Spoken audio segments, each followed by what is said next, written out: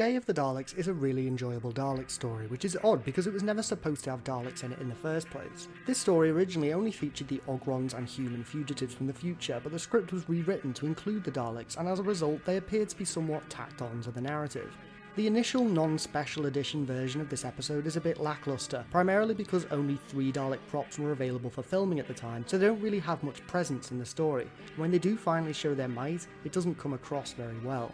Their voices are also poor in this episode, which is a shame because this was the first Dalek story in colour, as well as the first Dalek story of a new era of Doctor Who, and it seems like the Daleks didn't even need to be there. However, the special edition of Day of the Daleks does a lot to fix this. The Dalek voices are redubbed by Nick Briggs, who voices the Daleks in the new series, and he does a much better job with the lines than the original voice actors did. New scenes were filmed using the original shooting location, and CGI was used to add more Daleks to the battle scene, as well as other updated effects that tidy up the episode and add some polish.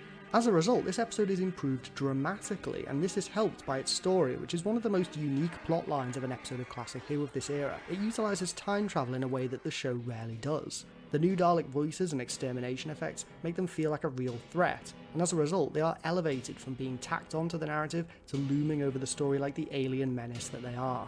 However, there are aspects of this story that have always been great, regardless of what version of this episode you watch. One of the main strengths of Day of the Daleks is its characters. The Third Doctor and Jo Grant are a great pairing, and this episode showcases the strengths of both characters, as well as the Brigadier in a well-paced 4-part action time travel adventure. The Controller is one of my favourite Dalek underling characters in the show, played well by Aubrey Woods. Every scene he's in is exceptional. I particularly like his desperate arguments with the Daleks, how he points out faults in their logic and they become increasingly irritated with him.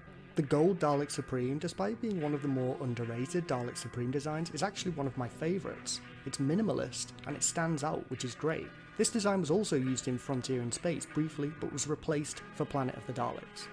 Overall, Day of the Daleks has a lot going for it: an original time travel plot, interesting characters, some great settings, great performances from the cast, and consistent pacing. And now, thanks to the special edition, this episode also has great effects, a more exciting final battle scene, and an improved presence for the Daleks. If you haven't seen it already, I highly recommend checking out the special edition of Day of the Daleks. It might just be one of the best Classic Who Dalek stories.